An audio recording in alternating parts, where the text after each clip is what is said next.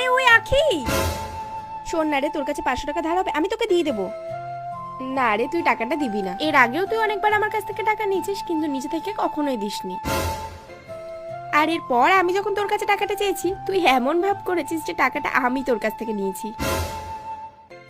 তাছাড়া দরকার ছাড়া তো তুই আমার সাথে কথাও বলিস। তোকে যদি দরকারে ফোন করি, তুই তো আমার ফোনটাও ধরিস না, আর মেসেজ করলে সিন করে রিপ্লাইও দিস না। তুই তো প্রয়োজন ছাড়া আমার সাথে কথাই বলিস না। বাবা 500 টাকা চাইলাম বলে এত কথা শোনালি? ব্যাপারটা 500 টাকার না রে, ব্যাপারটা সম্পর্কের। আর আমার সাথে তোর সম্পর্ক তো শুধু প্রয়োজন। ভেবেছিলাম তোকে নিয়ে আজকে একটু মুভি দেখতে যাব, আসলে আমার কাছে 2টো মুভির টিকিটও ছিল। না রে, আমি তোর সাথে মুভি দেখতেও যেতে চাই না। আসলে তুই যখন অন্য বন্ধুদের সাথে মুভি দেখতে যাস, ঘুরতে যাস, তখন আমাকে একটা কল পর্যন্ত করিস না।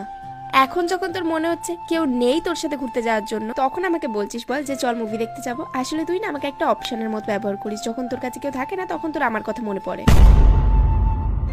ছাড় ওইসব কথা বাদ দে।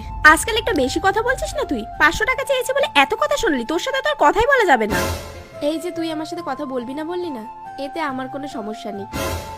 আর আমাকে না কাজ করে আমার ফ্যামিলির পাশে দাঁড়াতে হবে। তোর মতো প্রয়োজনীয় কথা বলে কিছু বন্ধুর সাথে কথা না বললেও আমার কোনো অসুবিধা হবে না। আসি রে, কাজে দেরি হয়ে যাচ্ছে।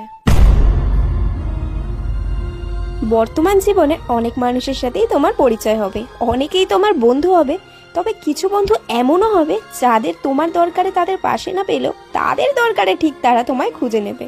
এমন প্রয়োজনে কথা বলা কিছু বন্ধুদের থেকে দূরে থাকাই ভালো।